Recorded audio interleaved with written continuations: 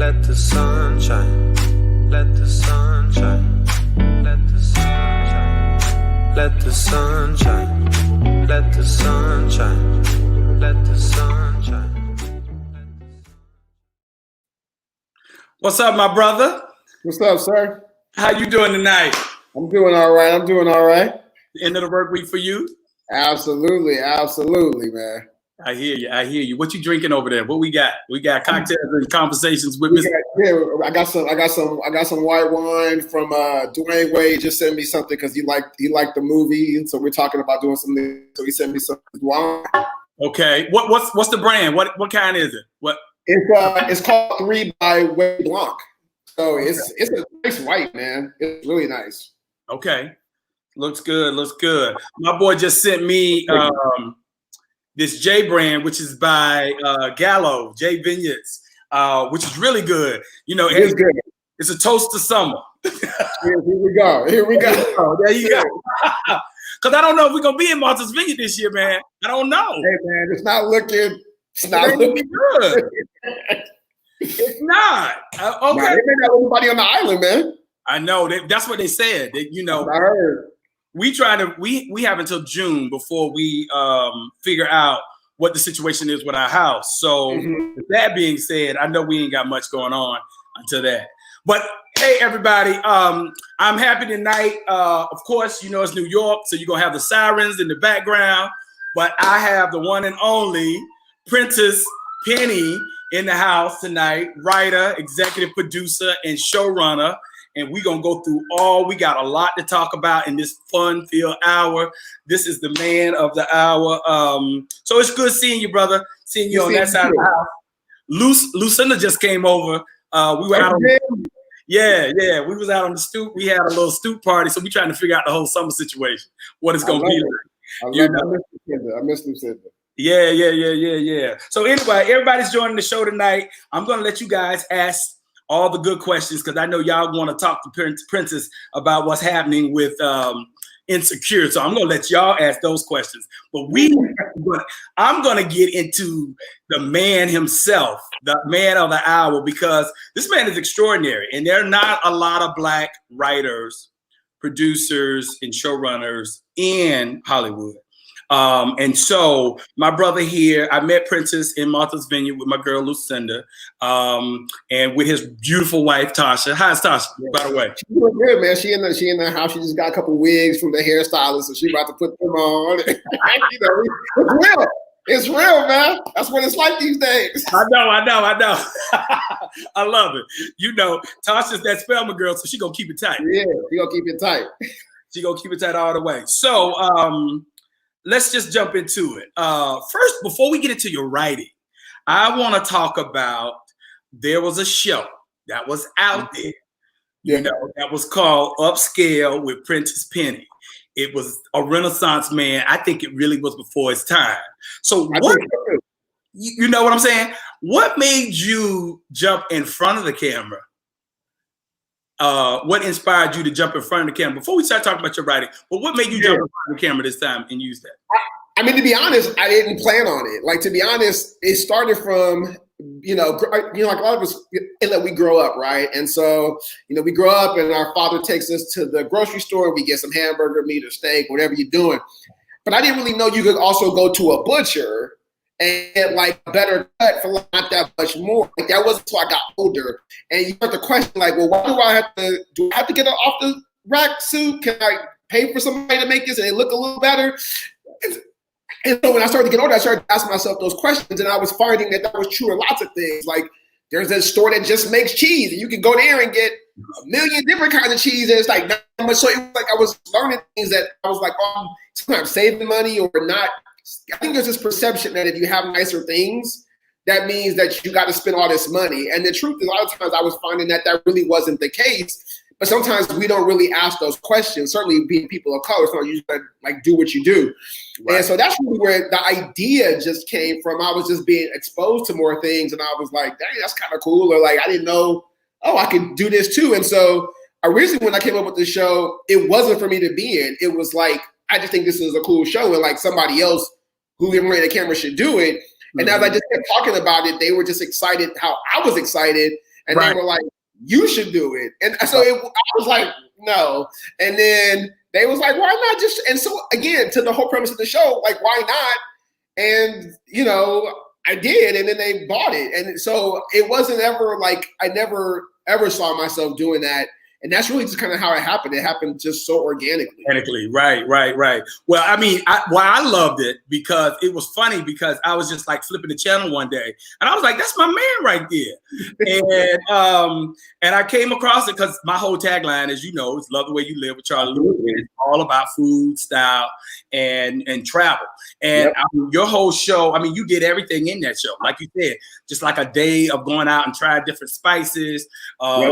Like you said, going into the whole butcher shop and going into the whole meat shop and looking at a charcuterie plate, you were like, what the hell is that? You know, some of the basic stuff of being basically, you know, the exposure of what's going on and being out there, you know, and stuff like that. So everybody's here. I'm with Prentice Penny tonight, writer, executive producer, and showrunner. Just to run down some of the things that you probably don't know about this guy, what we're going to talk about tonight. He worked on, started out 2005 with Girlfriends. Girlfriends. Okay. Girlfriends, did that for 3 seasons. Worked on a TV series, Do Not Disturb. Worked on Scrubs, which was very popular during that era as well. Breaking In. Happy Endings, The Hustle, which was really the first hip hop dramedy out. A really good show as well. Brooklyn Nine-Nine, which is just, I love the fact that you have just mixed it all up and that you have been working consistently for the last 15 years from 05 to now. So, I mean, that's quite good. When you say it like that, it's always you just in it down, you know, year by year, like I'm trying to make this move. And like you said, I remember when I first started on Girlfriends, and I had met a writer on that show that had worked. Her name is Regina Hicks, and she's an amazing writer. She still works to this day. But she first started on Sister, and different. So like when she was like, "Oh, I've already worked 12, 13 years," I was like, "Oh my God, I can't even like." I would be so overwhelmed. And so you look at me like 15 years, like I'm just getting like you're just like it flies by. It just flies by. Right. So for you, what was your inspiration? Being that you are from Los Angeles, growing up in LA, was it always your dream to be in entertainment? It was always like, I always loved to write. It was weird even growing up here, like I didn't have any family members or friends in the business like at all. I didn't know anybody that did this. And so I just love to write. So I thought like maybe I'll write movies because it wasn't like I didn't really understand how it works. You see all those people writing, you just like I guess, and it wasn't like there was a lot of Black people at least in positions of show running and in charge like there is now. There could have been Black writers on staff, and I'm sure there were, but I didn't know their names. I didn't know that like it's not like now where like you know like. There's Lena and Issa and Justin Simeon and Chandra Rhimes and, you know, Donald Glover. Like there's a more people. Like when we were coming up, it was like Spike Lee. Right. And that was really all I knew in terms of like people that made movies who were Black. Like I didn't know anybody else. And so there wasn't a lot of like reference points that tell you like, oh yeah, I want to be that. You know, I knew there were Black doctors and lawyers and my mom was a lawyer. So I understood like those jobs, but you know, I didn't really understand creative jobs. I even understood like Black painters or Black authors, but certainly not in television in the world I wanted to go into in movies in that capacity, obviously. And so, but I always knew I wanted to write, and I always knew I wanted to do something like creative, but I didn't necessarily know fully I was going to get there until I was in high school. Right. Okay. So the process. I never even heard of film school. I thought you went to college and you like majored in English, and then maybe that's how you became a writer. But it was Spike Lee used to make these books. And they were great. Every book was like a diary, and he did it for like, she's got to have it, school days, do the right thing. And in the book, it was so great because it was like his journal from like idea of the movie and to the movie coming out. And it was his whole journey of like writing the movie, making the movie, selling the movie. And you got to see what the script looked like. There would be like pictures from filming and stuff. And it was just so helpful because that's the first time I saw what a script should look like. He was talking about like, and this is like, you know, Spike is 23 at this time, 24, 25, you know, and like telling studio exec to like shut up, I'm not doing that. And the idea of like a black man telling like a studio president, no, I ain't doing that. It's like so bald. And so I was just seeing that, and he was talking about going to NYU Film School, and I was like, oh, so that made me look into it because Spike had talked about it. Right. So basically, he kind of set the pace for you, and you saw him, and you were like, absolutely, that's what I want to do.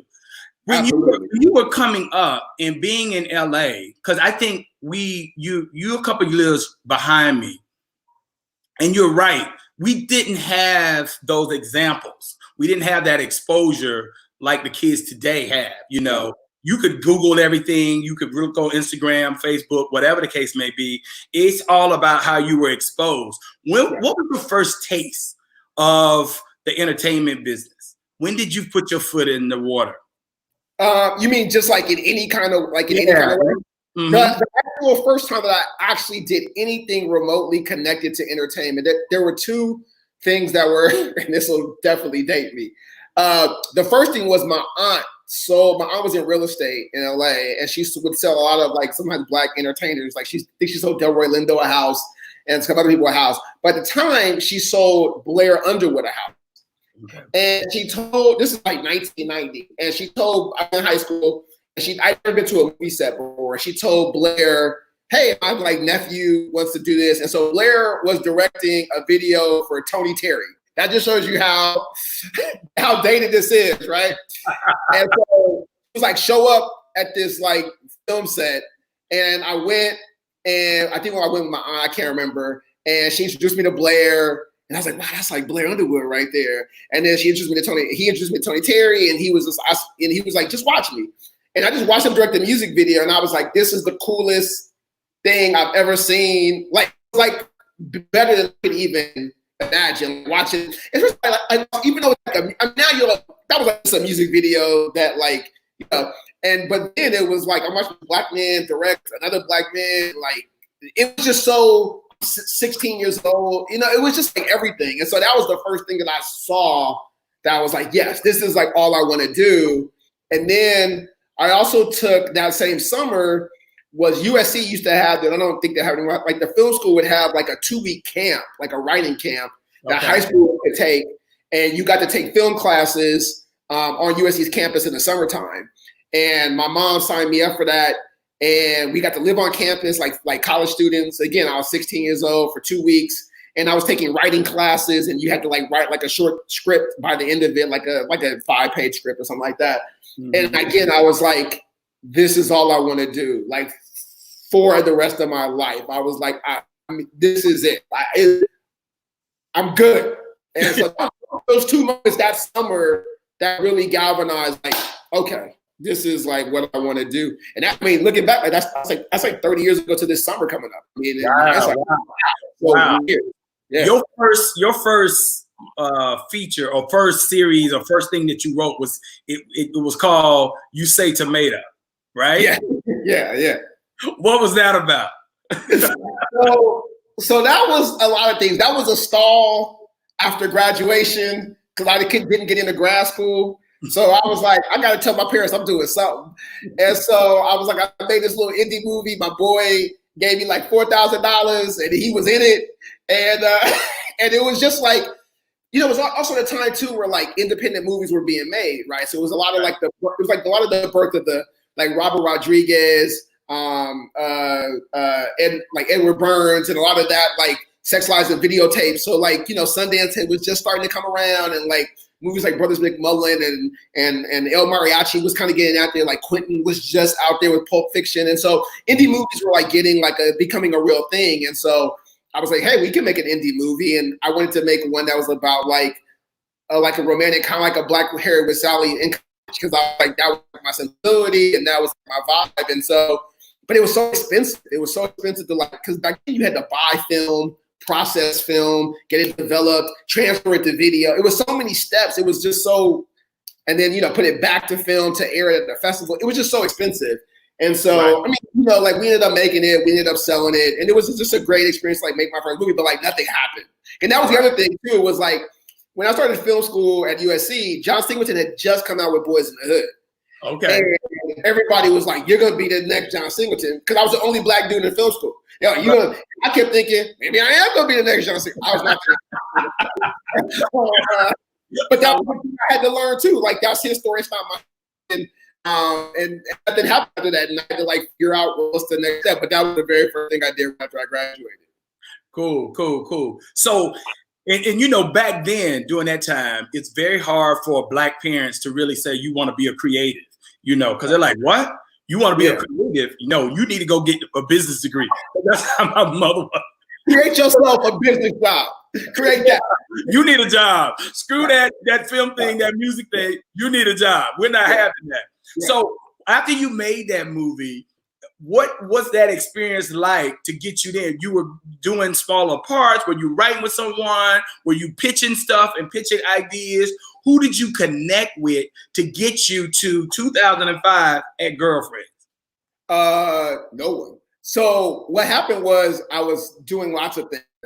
After that point, I got a job at Walt Disney's theme park division. They always hire writers to write. So a lot of the rides always have a story behind them, even if the guest isn't aware of it. There's always like a backstory and a thing you experience. So I was writing at Walt Disney in their theme park division for 2 years, like writing stories. After that, I started working for a director, Tim Story, who obviously did Ride Along and Think Like a Man and Barbershop. And we went to film school together. He was a senior and I was a freshman. He's like a mentor. And so I was writing his music videos for about a year. So I was doing that. And then I was writing like animation for the internet in the early. I was just doing a hodgepodge stuff. Then I got a job as a teacher for 2 years, worked at a nonprofit and all this stuff. A tutor at a group home and all these things. And then eventually, but I kept writing the whole time. I'm still writing. And I met a friend of my wife who went to Spelman, as we talked about, met another writer that went to Spelman at like an alumni picnic in LA. And because my wife had just moved here from DC and she was trying to like get acclimated. So she went to this thing and she met this writer named Karen Gist. And Karen was a new writer on Girlfriends. Karen was a former lawyer that became a writer. And so Karen was like, yeah, I'll read whatever. I mean, God bless Karen, because people say I have a script all the time and usually they're horrible. And Karen was just so sweet and was just like, yeah, I'll read your boyfriend stuff. And yeah, I'll meet him. And Karen and I met and we hit it off and she read one of my scripts. And she was like, this is actually pretty funny. Like, it's not polished, super polished yet, but I see like you're a good writer. And so for 3 years, I would send Karen stuff while she was on Girlfriends. Okay. And we were kind of at the same kind of like, and Mara had a program there's a program that was like helping young writers get into the door. And so it's kind of like an intern, but then you get hired as a writer. It's kind of like a segue program.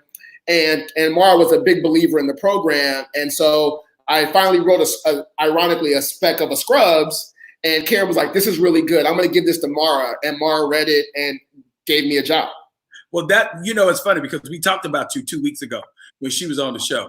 And she said, and I commended her because I was like, you know what? You are always on the front end of talent, Yeah.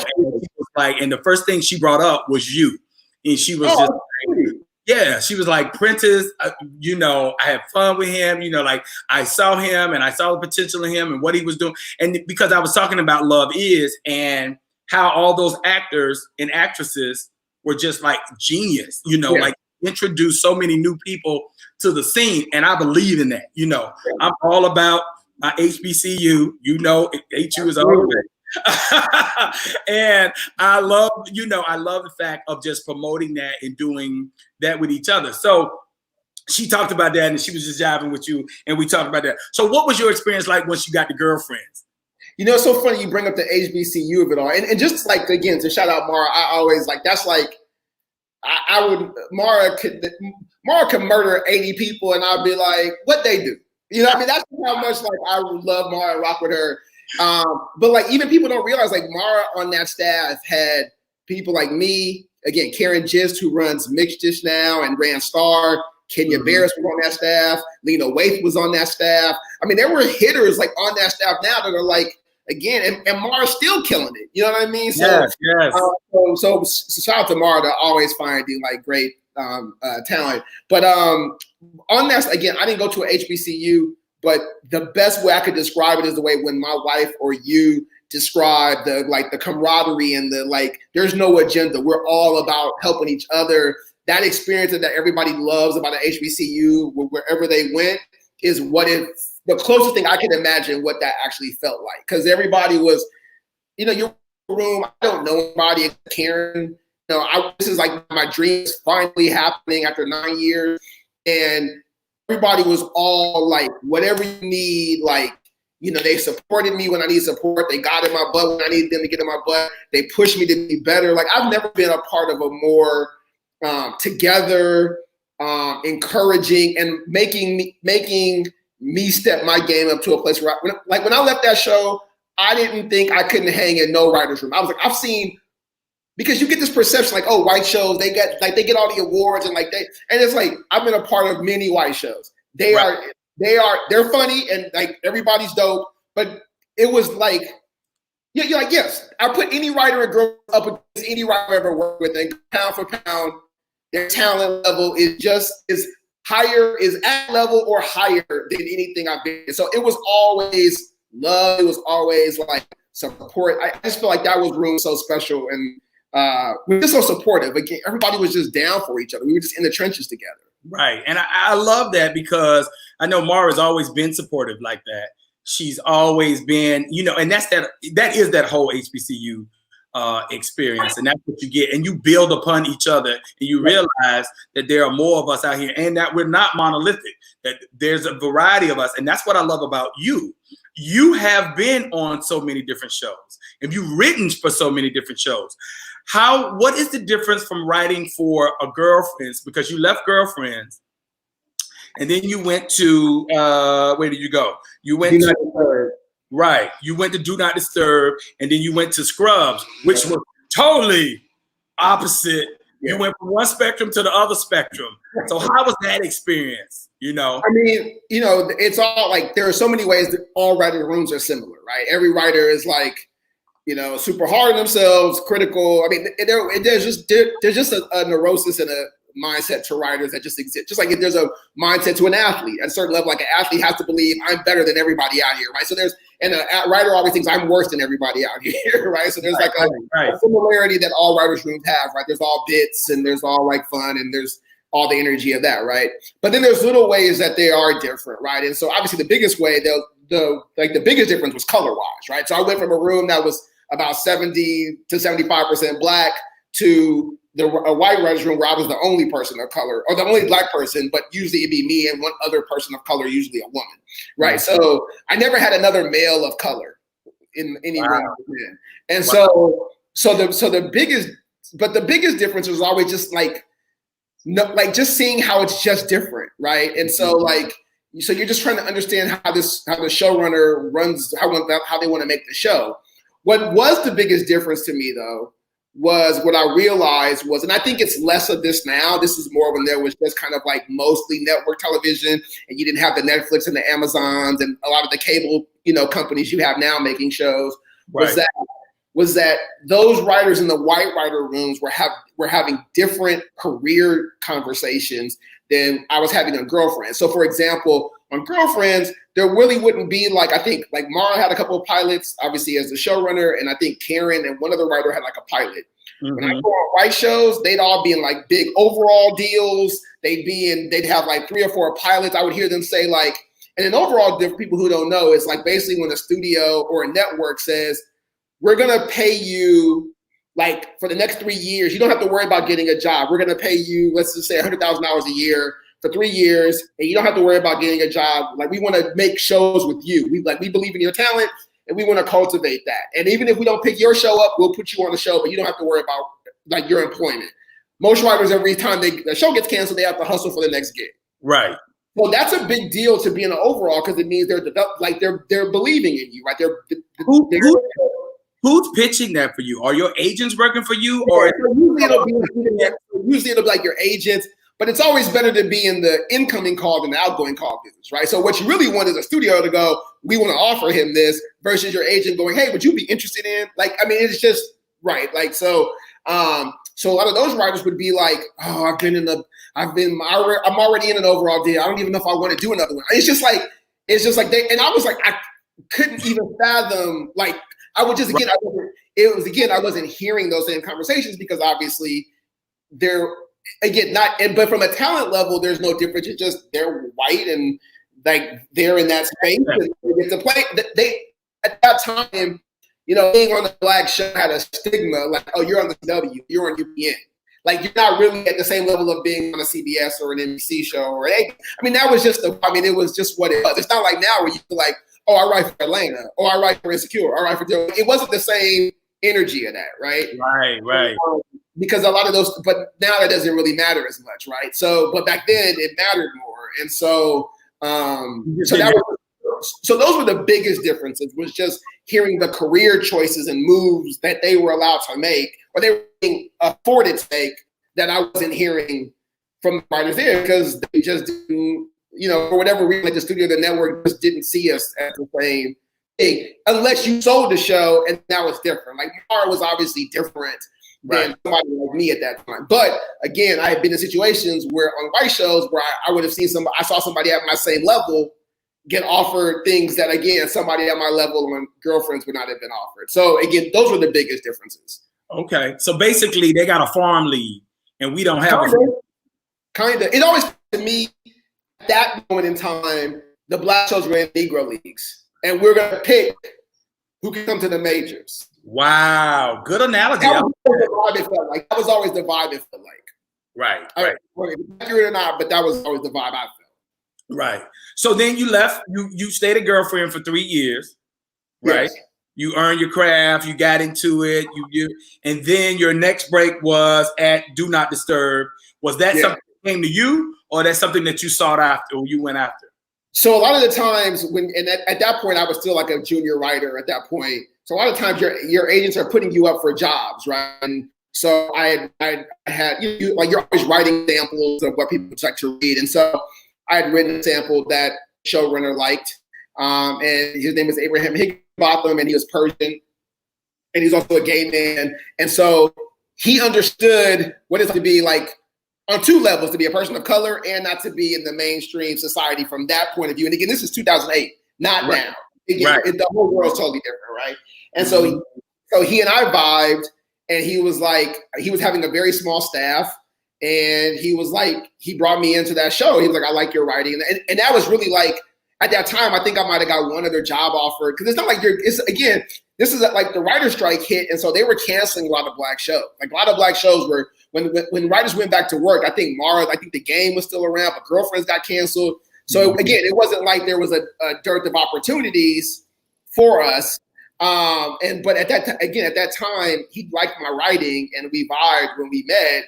And so he gave me a job. And so that's really how, I think I got maybe one other job that year. I can't really remember. And so you're just like, yeah, that's a good, and he was cool. And so I was like, I like you. And the show had Niecy Nash, and I like Niecy. And I was like, but it was my first step into the white world of writing.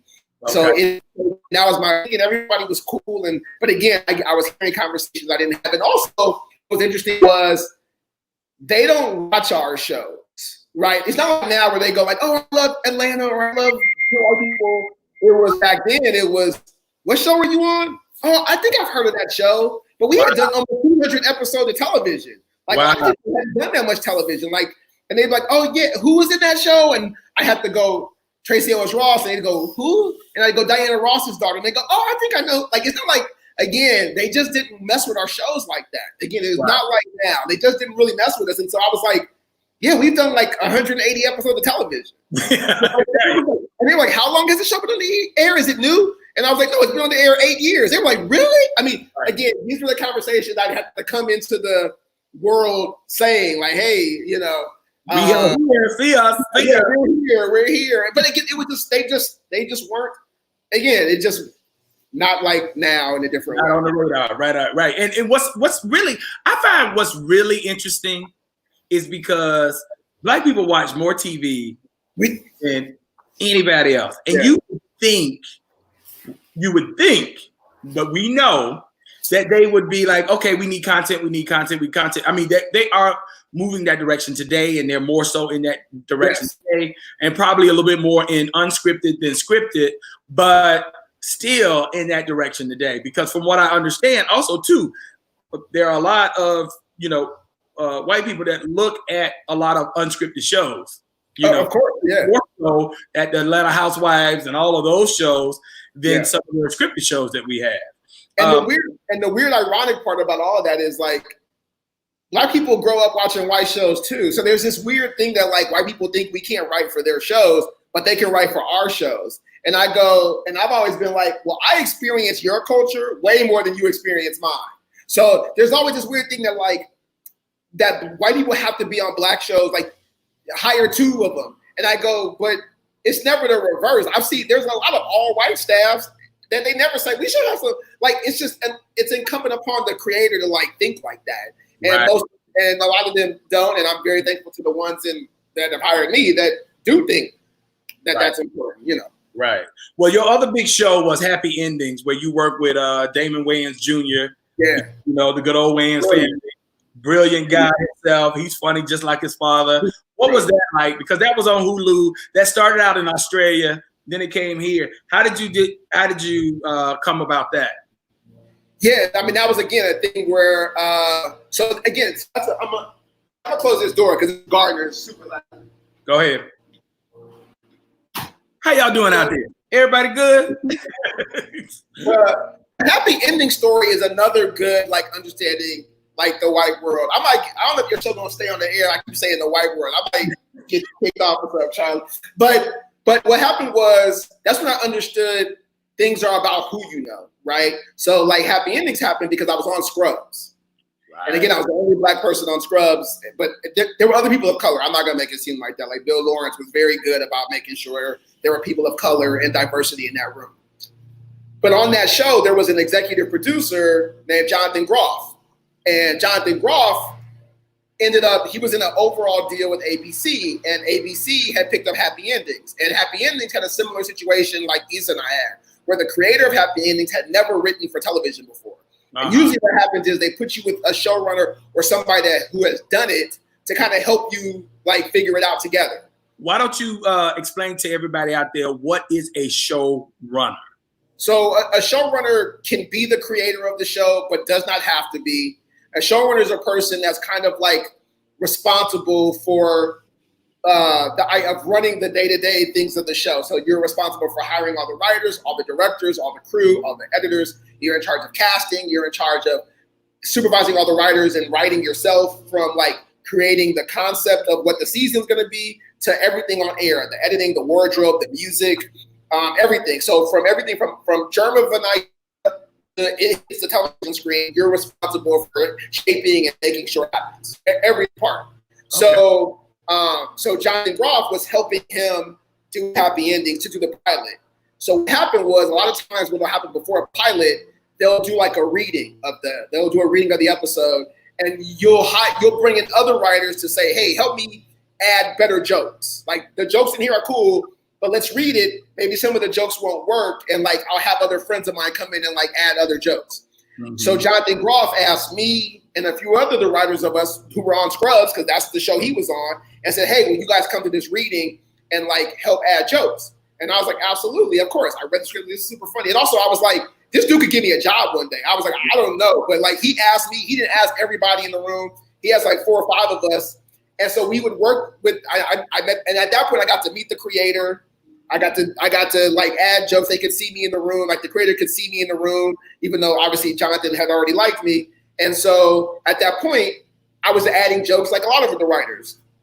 And so when Happy Endings got picked up, Jonathan Groff was like, "Do you want a job on Happy Endings?" And I was like, "Yeah." I didn't have to interview because he had already worked with me. And that's when I realized, like, oh, had I not already known Jonathan, I would have had to go in and do the interview thing. But I never had the interview. He was like, I already know your writing is good.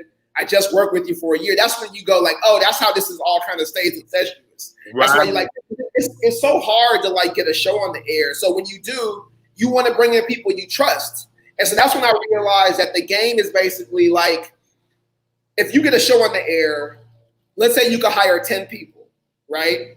Well, you want to hire people you trust. It's so hard. You can get canceled at any time. So you want to bring in people you know. So let's say the first 5 people you hire are your friends who you've already worked with. But unless you can work with those people, they don't become your friends. So if you're a person of color on the outside, you don't somehow get to be a friend because you don't get to work on those shows. So because I had worked on that show, I became a friend. And then you go like, okay, well, you already hired 5 people. Now there's 5 more spots. So then you're going to tell the studio that, and I mentioned before, they might have the overall deal with people. So let's say and let's say, Charlie, you have an overall deal at ABC, and they go, Charlie, we're not going to make your show, but we want you to go right on Happy Endings because we're already paying you for the year anyway. Right. So now you and 2 other people may go work on Happy Endings because they already are paying you to work for ABC. So now there's 2 spots left for all of Hollywood to work on this show. Now you can already do the math and figure out how hard is it. You got, thousands of writers competing for 2 jobs. Right. You can do the math on like, what are the odds that there's going to be people that come? So that's how and then let's say somebody on Happy Endings, which happens all the time, gets a show. Well, guess what's going to happen? So if Happy Endings only has me, then when they get a show, they're going to hire people from Happy Endings. You see how the cycle continues. So that's when I realized that it's not always like, there's not always a calculated plan to keep people of color out. There's not enough avenues to get them in. Right. And so it's like, so that's where it happens, where you need people like to be thinking differently, to say, why do I only have 1 person of color on my show? Maybe I should examine why that is. You know what I mean? But if you don't have people that even question it, they just go, great, I'm gonna hire my 5 white friends, and then I'm gonna bring these people on, and that's my staff. Right. Okay. It's not a when you're like, I'm just trying to like hire my friends and like get in. It's not it's hard to point out why that's inherently bad. You know what I mean? But it's also not inherently inclusive. Right. And I think that happens all around, because I think it happens in every industry. Every industry you battle, because it's about who's sitting at the table. I remember one little sidebar story when I was in corporate America at the time. And I was sitting on the plane next to the executive from Alcoa, and I was in Ohio. And they basically said to me at that point in time, it was like, he was like, I can't get African Americans to come to Denver, but they always want to go to Cleveland. And I was like, bruh. I mean, well, he wasn't a bruh, but I was like, because Cleveland's black and Denver's kind of like white, and therefore black people want to be where socialization and all that kind of stuff. He's like, you know what? I never thought about it from that perspective. And I was like, yeah, but it's all about who's sitting around the table and where they're selecting and who do their friends know. So if you're going to the same schools over and over, you're picking the same people over and over. And if you don't bring anybody that's a diverse person into the mix, you're never going to get diversity. So moving on, because you're still in that world, you're moving on, you're moving from Happy Endings, then you get to The Hustle, which, like I said, was the first hip hop dramedy. How was that experience like? What was that experience like?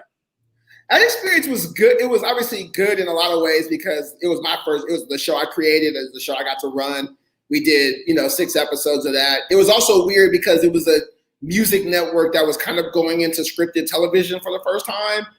And it was also a weird thing because you're also in a weird place because you're like the experiment show. Exactly. And then they don't know if they fully want to commit to scripted, which means like, if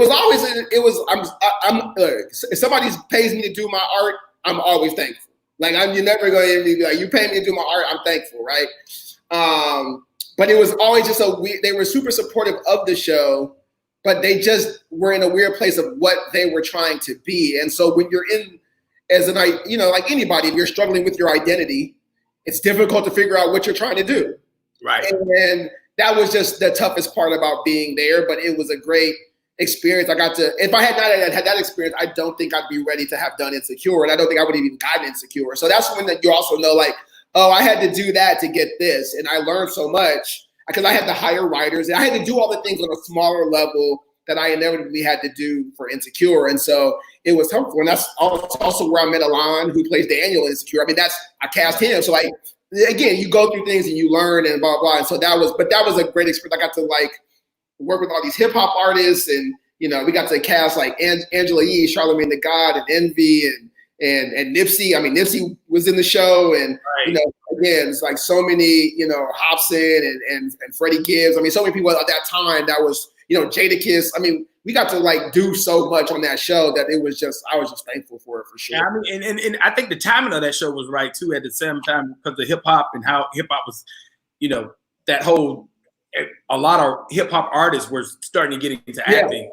Too, and all of that stuff. Then you went on to Brooklyn Nine-Nine, which is totally like major show, been out there. You're working with Adam Sandberg. You're really a consulting producer. What's the difference between a producer and a consulting producer? Well, when I first started, I was a co-executive producer. So I got to the highest I could have gotten to without being like the creator of the show. And so at that point, it was great. I was there for the first 2 years. So I'd had experience at that point being on a show like Happy Endings, where again, it's like starting from season 1, figuring out a show. And I had come off that experience of like, so I understood the growing pains of figuring out what a show is the first couple of seasons, because you're trying to find your legs. Like, what type of show are we, And there was it was a very small staff. There was just 7 of us. And so it was a great experience, because also it's like the first time I got to work with like more than 2 people of color on the staff and in the cast. I mean, the cast had 2 Black men, the cast had 2 Latinx women. Like, so, I mean, there was like the cat, and they were so talented and smart. Well, that's what I love about that show, because you had Terry Crews. Yeah. You had Andre, Brower. And Andre is like my man. Awesome. Any cop show for my man when he played Homicide. Yep. Homicide. Yep. Awesome. Andre's great. And great person, smart, funny. I mean, he's funny. Andre's like from the south side of Chicago. Andre's don't people think Andre is like nah. Not the Andre Brower I know. I know, right? I love it. You really work with some talented African American men. Oh, for sure. You really, in throughout your year and everything like that, you've been really with some really good talented brothers. Then, what everybody I know want to talk about, because everybody want to talk about Insecure. But I'll point out something real quick. But again, had I not done Brooklyn Nine-Nine, I would not have gotten Insecure, because I was up for Insecure, and what happened was Issa's manager, his manager named Dave Becky and Jonathan Berry at this company called 3 Arts Management, which is a big management company for talent and writers and directors in Hollywood. And also on Brooklyn Nine-Nine, this other manager who's also a partner at 3 Arts was David Miner. And David Miner reps like Tina Fey, and one of the other people that he reps big is Mike Schur, who was the co-creator of who does The Good Place and Master of None, and he had done Parks and Rec, and he also created Brooklyn Nine-Nine. And so when I was up for Insecure, I asked David Miner, who is a partner at 3 Arts, to talk to the other people at 3 Arts. Will you recommend me? And he was like, you're awesome, because he had seen me do a good job. So he could call personally and he's a partner in the company. Right. He could tell the other partner, right, he's dope, you should hire him. And so for all the things I had to connect with Issa, that's when I realized those connections, they all matter. And how you function in that space matters, because you don't know when you're going to need something down the line. And because I had done a good job, I believe, on the show, he recommended me to do Insecure. Okay. So that's, again, when you step into that world, there's things that come along with that become about access. Right. Okay. Well, that's what's good, because, I mean, everybody, we have Prentice Penny, writer, executive producer, showrunner of Insecure, going into his 5th season right now. Basically, I look at that. We're airing for it. We just started 5th. Yeah. I do the math myself. I was like, wait, what? No. That's a big congratulations, my brother. Everybody 5 seasons in. You know what I'm saying? Yeah. So you come to Insecure. You're the showrunner. So basically, you are the orchestra leader. Like you said, me and Issa you are doing everything, which is a big task. You're doing a lot of writing, you're producing. I mean, you're doing it all. And for people who don't know about Insecure, I don't know how you don't know about Insecure. And you might not know about Insecure because you don't have HBO. But if you don't, you should look at HBO on the go, because it's free now during the pandemic. Right. So you can check it out. You should definitely know Issa. If you're Black, you should definitely know Issa. You definitely know Issa, right? Yeah, you definitely know Issa. Issa's a genius in her own self, starting on the web with YouTube series. She did The Misadventures of an Awkward Black Girl, and then coming into that. So how do you balance, I guess, the mix between bringing a series that was on the web, right? on YouTube, and then your experience, and you get into a room, and then you're mixing with her. How did y'all connect, and what's that experience like? So I wasn't there for the writing of the pilot. The pilot had been written, and Larry Wilmore at the time got a job to host the nightly show for Comedy Central. So he had to leave. That's why that spot even opened for a showrunner. So in some ways, so Issa and I had to figure out on the pilot how we were going to work together. But I think the thing that but again, you don't know how other jobs are going to help you. So to the gentleman I mentioned earlier, Jonathan Groff, that was the showrunner with the other writer for Happy Endings. That was a very similar situation. Jonathan Groff helped a younger writer who had never done TV before. And so I called him and asked him, like, well, what is it like when you didn't create the show, but you have the experience and you're there to like do that? How do you balance that? And the one thing he always told me was like, you're there to be the best stepfather in the world. Wow.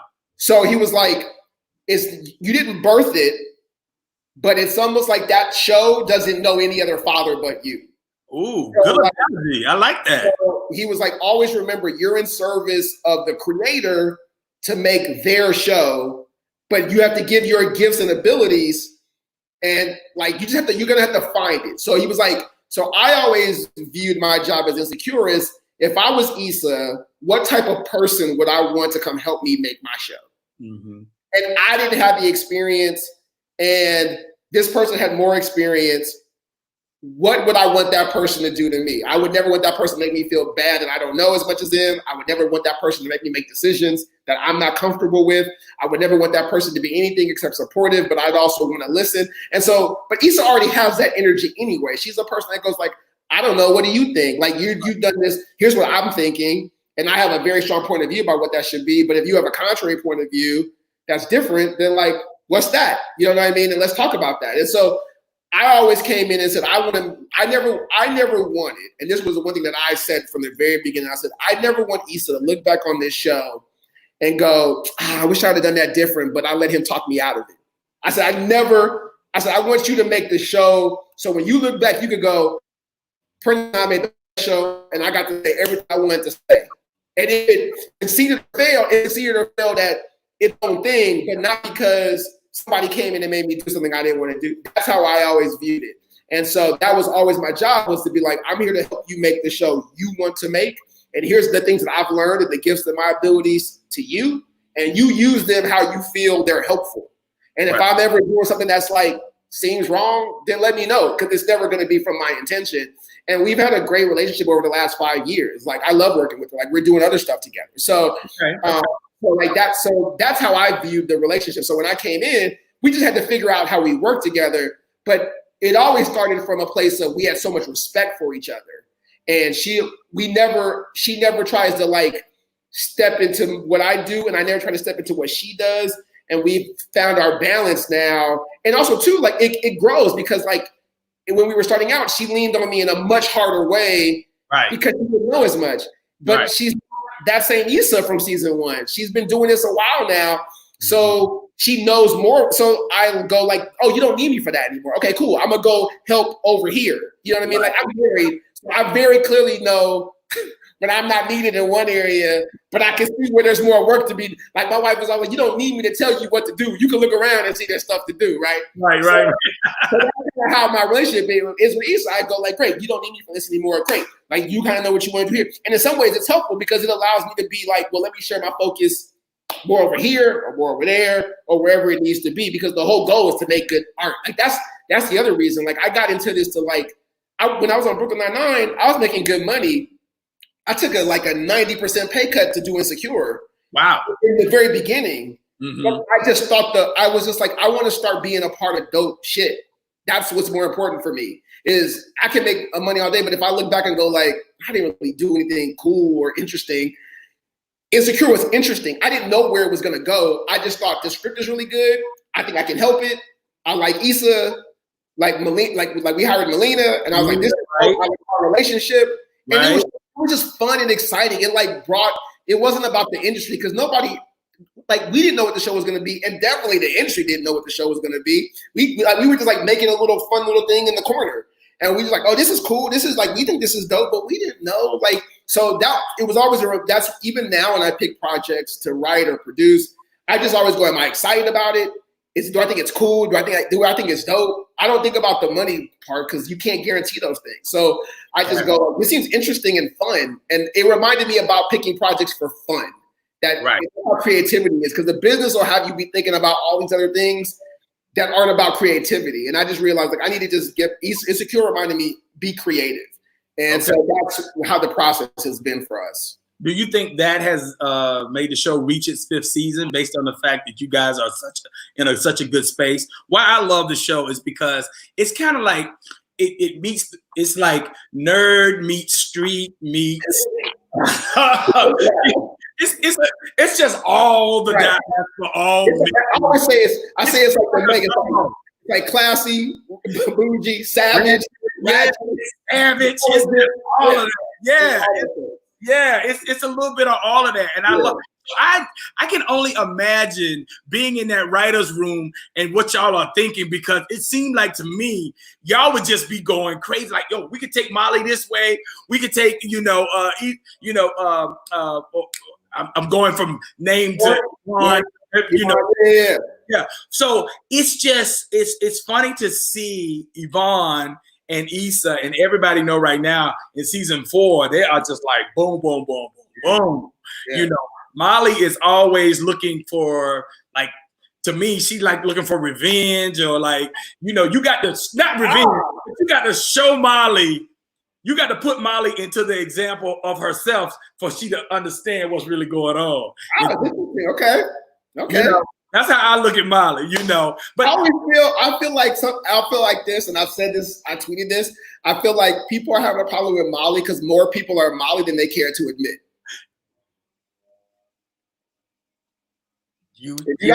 I say look at yourself sometimes because it's easy in our show to put yourself in Issa's shoes. She's like the lead person, and that's who you've been following.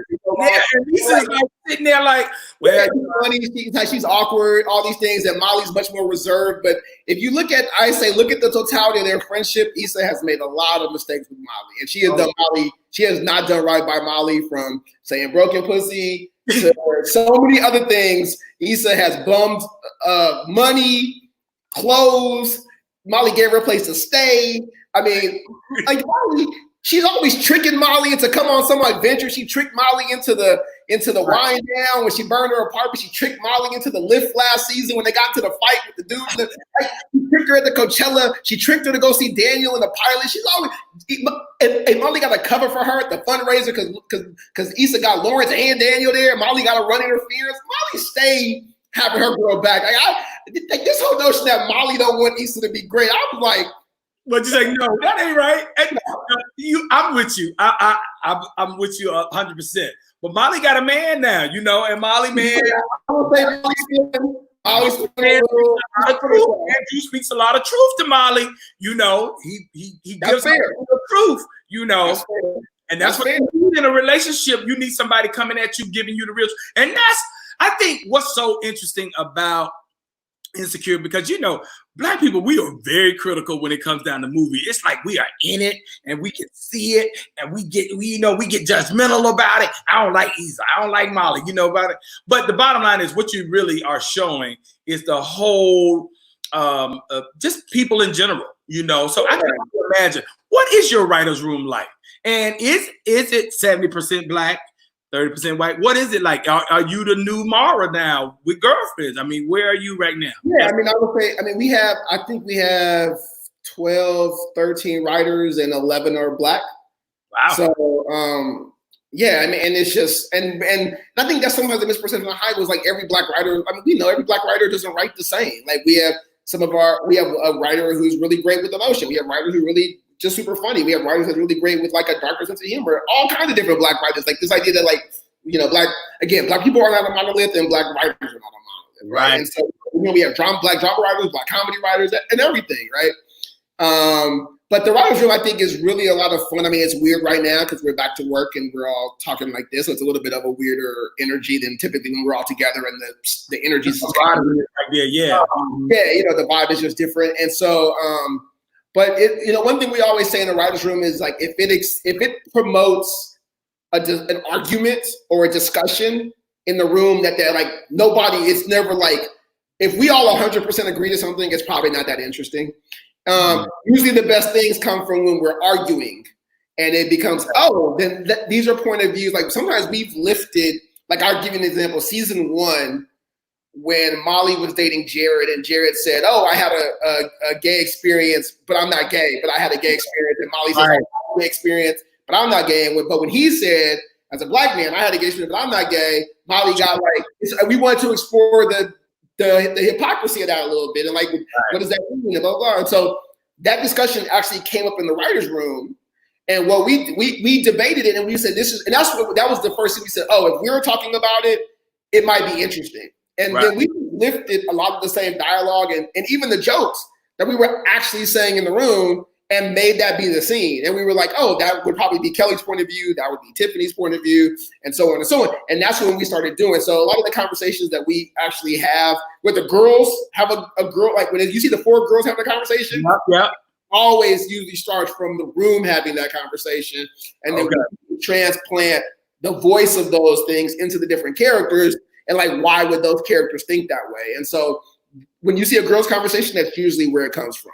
Well, I love that because the bottom line is these actors have grown over the years. Yeah. I mean, Natasha, Amanda Sears, all of them. I love the whole Amanda is all militant on Instagram, and then she's just Pris and prom. Very different as Tiffany, yep. Miss Tiffany is just doing the thing, but Natasha is all the drone of the jokes and all the kind of stuff. And she got that British accent. And so she does what she does.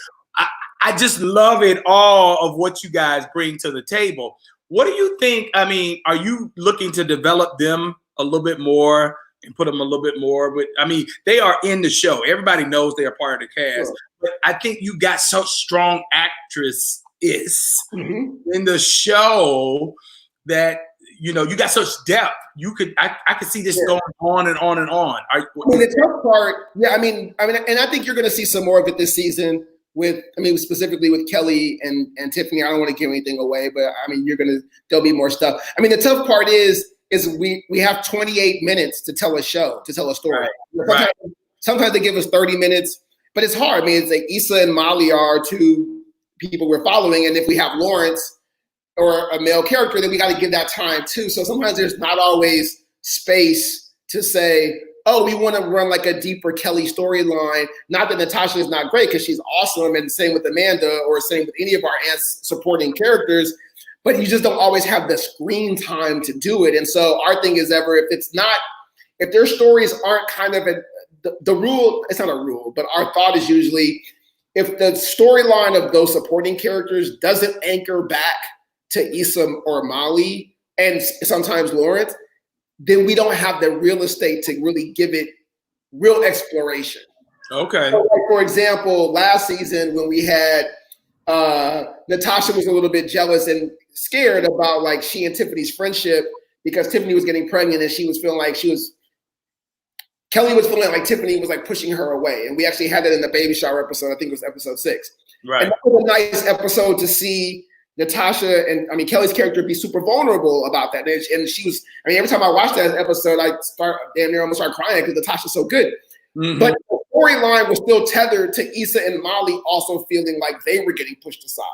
So to explore Kelly's point of view of that specifically, because it's still anchored back to 2 of our main characters. But it becomes hard to just have a Kelly-Tiffany storyline because it kind of, if we had an hour, that would be one thing, but we just don't. So it's like Issa and Molly and Lawrence just take up so much screen time that you just don't always have the real estate. I know. People really love Kelly and Natasha. Kelly's awesome. Kelly's awesome. Everybody loves them. Anyway, I know we on a time schedule, so we got to get in. And congratulations. And we could talk more about Insecure, and maybe you need to come back. But we need to talk about Uncorked because and congratulations on being number 1 on Netflix. When it came out, that was big. And you showed so many different layers of the Black man in that show. I was like, that's my life. That's my life. That's my life. My man got my life. I was like, you know what? I always done Prentice, but my man he got me down. You told my story. And let me tell you my story. I grew up in Georgia. My daddy was a businessman, and he was like, I got all of these businesses, and you coming back here to Statesboro, Georgia. Now, Statesboro, Georgia, not Savannah, not Atlanta, not Augusta, Statesboro. And I was like, I just went to Howard. You want me to come back to Statesboro? Like, really? Who does that? No, I'm not doing that. Right. So it was the whole layers of and what released me, my mom released me just like he released him. How so? I went to grad school. I went to UT, went to grad school, came back home. I guess I don't even know, but they say our mothers always know. Yeah. And I walked in, and when I walked in, it was like she could see that my mind was just like there was something going on, and she was like, and I was started talking to her about I know Daddy want me to come back here and run the business and stuff like that. She said, "Baby, let me tell you something. Your dad built this business to support you, and that was his. This is not your dream. You need to live your life." That's real. When I saw your movie, I was like, wow, my movie on screen. Prentice hit me up. So that right there, was that your life? Was that? Yeah, it was in a way. Like, I mean, that same backstory was my life. Like, my grandfather started a furniture store in Compton in the 50s. When my grandfather had a stroke, my dad dropped out of college, took it over, no questions asked. And I was next up. And I just didn't want to do what he wanted to do. I didn't want to do that. And when I realized, and it became like a little bit of an issue, like that was kind of a thing. And like now Dad's cool. Obviously he's like, that's me in that movie. So he loves it now. But what I realized that he couldn't articulate at the time, and I'm sure your father probably felt some of this energy too, was that because like he looked at it as, I loved my father so much, I put everything I want to do on hold for him. Right. Does my son not love me if he won't do the same? Wow. That's what I realized as a father, but I had to become a father to understand that. As a kid, growing up, I was like, why? It had to do with you. But I was like, oh, I didn't understand his side. And I was like, that's what he couldn't articulate to me, that's what I believe he was feeling. Why don't you love me the same way I love my father? It ain't coming out that way. It's coming out his attitude and all kind of other ways. You know what I'm saying? And right. Because it became not about the business or your day. What about the business or a furniture store? It was about relationships, and that's what I was like. Oh, we never get to see.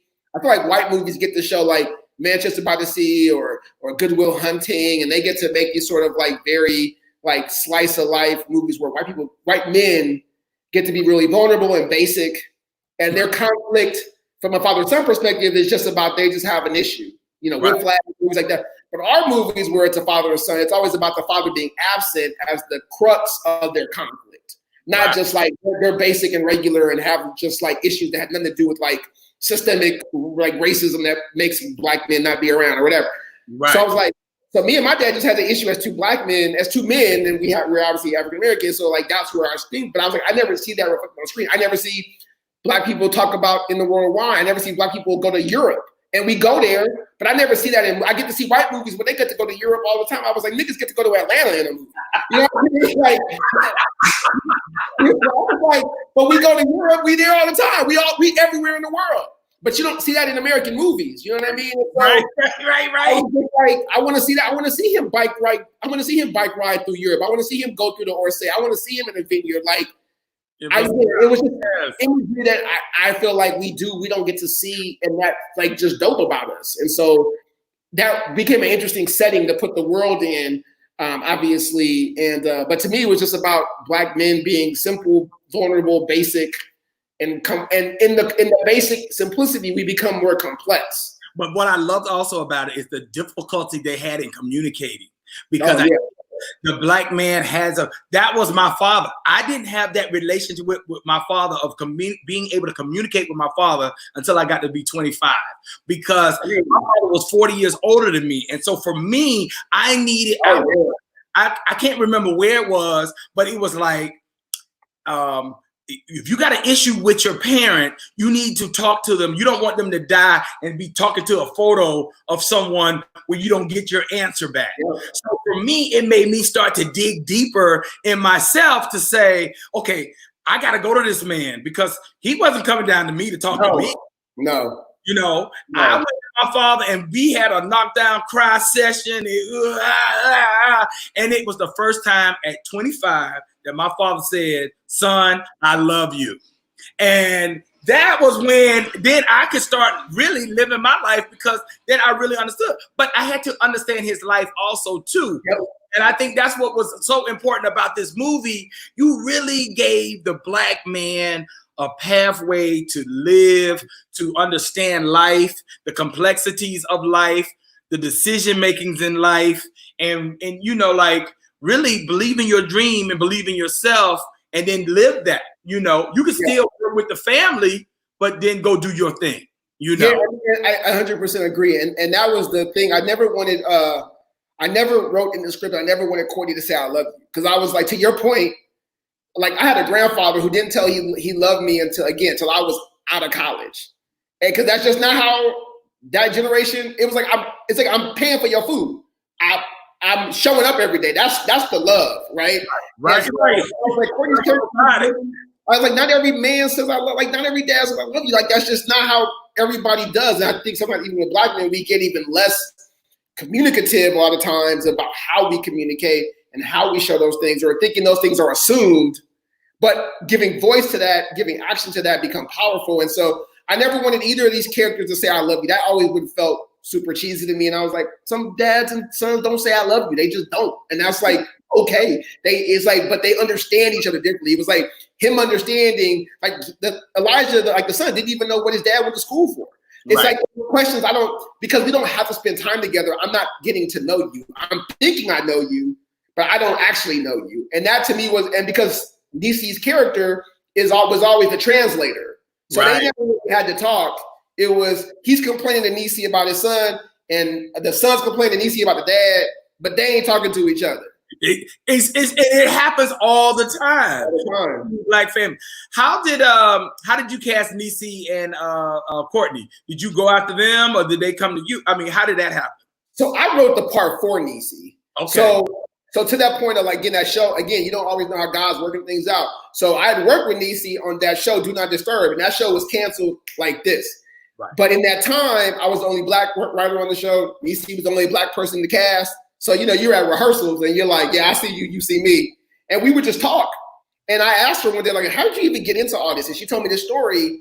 And again, I always say I could be butchering the story the way I remember it. But in my mind, it was that she got into doing stand-up because her mother or her grandmother was sick with cancer, and she always wanted to just make her laugh, and so she started doing stand-up just to make her mom or her grandmother laugh, and that's how she found her way into it. And that story always just stuck with me. And as I kept trying to find, because the dad and the son are really kind of like me and my father, but Niecy's character, like my parents divorced when I was 4. Niecy's character is not like my mom at all. I mean, in some ways, but in some ways, like as a voice, not at all. Mm-hmm. I was trying to find who is this woman, who is this matriarch of this family. Like, she has to be hard and tough, and but vulnerable. And I just kept hearing Niecy's voice as I was thinking about this part. And so I was like, you know what, I'm gonna just write it for Niecy, and not thinking. I was just like, because I saw her do dramatic stuff from her HBO show Getting On at that point. I needed to do comedy. But I needed this woman to be more like not vampy, like sometimes like in Claws or that energy. I need like a strip like Black woman that like works at a barbecue place. Like she's not fly all the time. She's just regular. And I just kept hearing Niecy's voice. So I just wrote to her voice, and I told her I wrote her a part in my movie, and would she do it? And she just said, yeah. She hadn't read it. She just was like, I like you, and I'll rock with that. And I wrote it in 2014, and I got the movie made in 2018, but I would see her out at Essence Fest or at award things and stuff, and I'd be like, "Hey, I'm working on getting the movie. I'm like, hey, the money." And she's like, "Okay, just let me know." And then finally, I got the money, and she was like, "Well, I guess I should read it." And she read it. I was like, "Oh, I love this." She was like, "I'm in." She's like, "I'm even more in. I was already in, but I'm in again." And so that's how I got Niecy, and Courtney just became. We were thinking about the father, and we're thinking like, okay, like the father has to have a lot of gravity. The father has to have like a very quiet sense of power. right? Like he's not pressed. He doesn't like have that kind of energy to him. He's just like, he's kind of curmudgeonly, but like vulnerable. And you're just trying to figure out who is that? Who, and in the age range to go with niece, like you're just trying to figure out who this is. And then our casting woman, like Victoria Thomas, who's amazing. Like, what about Courtney? And you know, he had just come off of obviously being Johnny Cochran, and he's colorful and dramatic. He was everything that Lewis was, but I never thought we had like a real, because I'm not thinking of myself as like a real director at this point. I was just like, why do you might want to be in this movie? It's just me. I'm nobody. Like, and so I just never thought you're bigger than that. Yeah, but again, it's how you see yourself, right? That's power too, right? Well, that is. I mean, I think the humbleness in you is also the energy that you have is the same energy that Mara has, and I think that's why you guys are successful, because you guys do great work, but y'all humble with it. And you're not out there in the forefront of just like throwing it out. And I think that is what's special about you. You know, not many dudes that's out there in the business. I mean, there's more people out there today than there were, you know, when you first started. But just your humbleness. I love the juxtaposition between the barbecue and being a sommelier. That was major in its own self, you know, which kind of like remade me of my life, because when I was growing up, I wanted to go to London. My mom was like, "You don't know nobody in London. You ain't going to know London." And it was shut down right there. I'm like, "Babe, you ain't going to London." But you start believing that, right? And you go like, "Oh, like, you know, like that's what it is." You know what I mean? And so, yeah. And it was just that energy back then. But kids today, shoot, they're in London, they're in Bora. Okay, we ain't got that much time, so I know we got a ton of questions out here. Lucille, I could probably do like 2 or 3, and then I go get you real quick. Practice. Yeah. Okay. Let's see what we got out here. The music was refreshing, also too. You did Thank a you. even the guy, the lead, Mamadou. Yeah, he was great. I mean, because he played wide, you know, demeanor, didn't want to really ruffle the feathers of the father, you know, but he knew exactly what he wanted to do. So that presence that was really there, and so that was good too. What when you look into entertainment, who are some of the people that you want to work with that you haven't worked with? Ooh, I mean, from an acting standpoint, I mean, if I had to say like a Rushmore, like Denzel would be like 100% on the list of like, I mean, just talent wise, you just go like, oh, he's just Denzel. He's just so interesting. You know what I mean? But there's other people that you just go like, oh, like they're like, I have like weird actor taste. Like John Turturro, I think is like an amazing actor, and I would like love to work with John Turturro. So like, there's just like talent out there. You just go like, oh, that's just so interesting and like refreshing and fresh. Like it's just like weird people, and obviously there's icons, but like there's just weird people that I think are just like really cool and dope. Yeah. Right. What's your next project? I'm writing a project for Fox Searchlight called Compton Cowboys, which is about a bunch of kids that grew up in Compton riding horses, and like kind of how the horses helped save them from like what was going to be inevitably their, you know, what could have been assumed their fate in a lot of ways and things like that, and how that, you know, galvanized them. And so I just turned in a draft for that for Compton, and I saw the movie to Netflix that I can't really talk about right now, but it'll be out soon in terms of the announcement of what it is. So I'm writing those things, and I have some development at HBO, like a comic book and something that's coming out next week with another writer who won a Pulitzer. We're producing. So yeah. Did you grow up in that world as a gamer and a comic fan? Just for fun, not anything that I would be like. No, I just thought the comic was dope because it was about Black people in the world of fantasy, like Lord of the Ringsy with people of color. And it's a little Black girl who's like the Luke Skywalker of the universe. And I just thought I'd never seen this before, and this is like amazing and dope, and like I think I could help. Again, I felt the same thing when I read that comic when I read Insecure. I was like, oh, this is special. I don't see this every day. Mm-hmm. Are you did Netflix come to you, or did you pitch Netflix for Uncorked? Originally, we went to Netflix and they passed on it. And then we found the independent money. And then Netflix Netflix has two divisions. They have their main division, and then they have their independent division. And we're still sorting out what the independent division was going to be. So, but a year later, they came back and were like, we're interested. And that's how we ended up going with them. But we had found independent money between that time. But Netflix allowed us to make the movie in a bigger way that we didn't have to make concessions for. Okay. Are you and we go, I mean, I know you got to go, but right now, are you at the point where people are seeking you out? Yeah, for sure. Absolutely. I mean, I'm not at the point where you're like, I'm J.J. Abrams and people are seeking me out at that level. I'm at the level where people are like, but again, I've learned that every so often you have to recalibrate how you think, right? And every move you make that has some success, you have to recalibrate that, right? Because for me, I just always go, I'm a grinder. So I'm always thinking I'm one check away from the poorhouse, and I'm about like my career is in the toilet. So I'm always looking at like the other stuff. But then you go like, oh, you've made this movie now, you work this movie, and like you're about to direct another movie, and you got this, and you got that. And so I don't always, so then I always have to go, oh yeah. But I usually think about that in the moves I want to make. I don't always think about that in the moves people want to make with me. So I'm having to but now that I'm producing more things that I don't write, that I'm just a producer on, and things, again, it's before I was in the outgoing call business where I'm like, hey, I'm trying to like get a job, versus now I'm in sometimes more of the incoming call business where people are like, hey, we want to do this with you. And the more that happens, the more you get comfortable with that. But I'm in the beginning phases of that. So sometimes I don't always like remember, but yes, I'm definitely in the thing where people are calling to want to do stuff with me. Yes. Yeah, that's good. That's a place to be. And that's a blessing because now you got the farm lead. Everybody's coming to you, and you raising them up and you doing good work. I think you need to keep on doing what you're doing. Because I think your voice and just the place where you come from and the era that you come from gives a whole different dichotomy. One last question for you, because I think a lot of people want to know this. I think once you get on a show, is it because once you get on a show, you become so insular with that show that you don't have time to really go out and spread the joy with other Black writers? Do y'all ever sit in a room like an episode of like when Kenya did on Black as Fuck?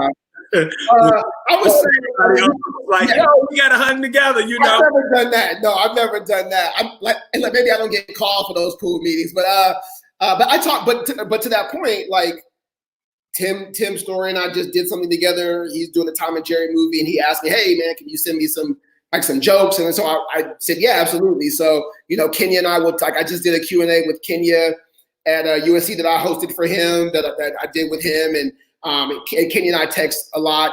Like Lena and I text a lot. So, and then we run into each other obviously at parties and Sundance and events and things like that. So and then there's always like the Black. So like even when we go to the Emmys, like we all there, but then we have our Black Emmy parties, and we all right. So yeah, so we definitely have like those events where it's like, okay, this is the main thing, and then we go do the Black thing over here. Yeah, we definitely do those. But but I think we all talk and we all try to find things to do together for sure. Okay, who are some of the Black writers that's doing some good stuff out there that we should be on the lookout for?